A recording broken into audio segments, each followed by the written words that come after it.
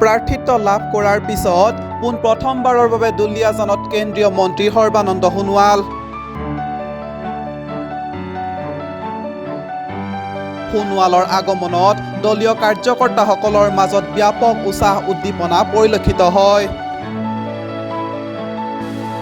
দুলিয়াজানলৈ অহা কেন্দ্ৰীয় মন্ত্ৰী সৰ্বানন্দ সোণোৱালক টেঙাখাটৰ পৰা কেইবা শতাধিক দলীয় কৰ্মীয়ে মটৰ চাইকেলেৰে শোভাযাত্ৰা কৰি উষ্ম আদৰণি জনায়।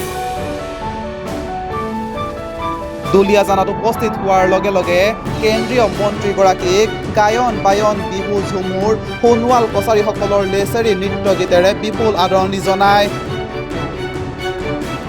দুলিয়াজান ক্লাবৰ প্ৰেক্ষাগৃহত উপস্থিত হৈ বিজেপিৰ দুলিয়াজান বিধানসভা সমষ্টিৰ মণ্ডল চৰ্চা শক্তি কেন্দ্ৰ প্ৰমুখ বুথ সভাপতি আৰু সম্পাদকসকলৰ সৈতে মত বিনিময় কৰাৰ লগতে আগন্তুক লোকসভা নিৰ্বাচনৰ ৰণকৌশল প্ৰস্তুত কৰে। উক্ত সভাতে সৰ্বানন্দ সোণোৱালৰ উপস্থিতিত বিভিন্ন ৰাজনৈতিক দলৰ প্ৰায় অৰ্ধ শতাধিক লোকে বিজেপি দলত যোগদান কৰে।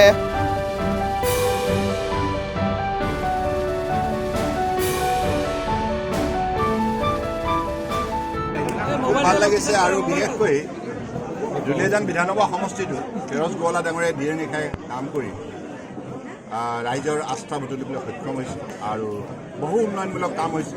ৰামেশ্বৰ তেলী ডাঙৰীয়াও সাংসদ হিচাপে গোটেই লোকসভা সমষ্টিটোত যিমানখিনি উন্নয়নমূলক কাম তেখেতে কৰিলে তাৰ বাবে দলীয় কাৰ্যকৰ্তাসকল অত্যন্ত উৎসাহিত আৰু সকলোৱে আত্মবিশ্বাস দুগুণ হৈছে।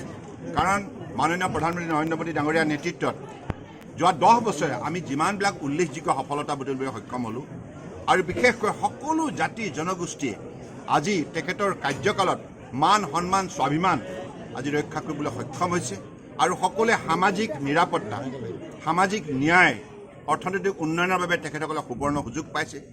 আটাইতকৈ গুৰুত্বপূৰ্ণ কথা সকলোৱে প্ৰতিগৰাকী নাগৰিকে সন্মান সহকাৰে জীয়াই থকাৰ অধিকাৰ ভোগ কৰিছে।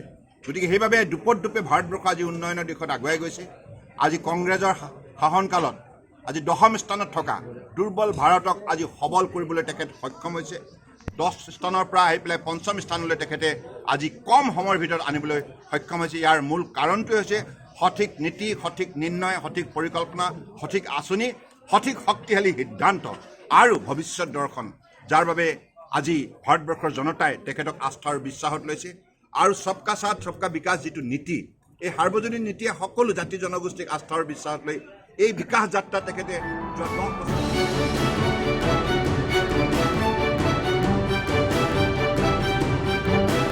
দুলিয়াজানৰ পৰা কিশোৰ কুমাৰৰ report, news 12 Assam north east.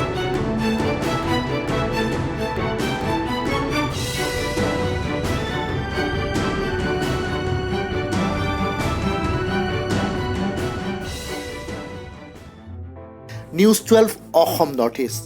যাত্ৰা আমাৰ অবিৰত, সংকল্প অপ্ৰতিৰোধ্য।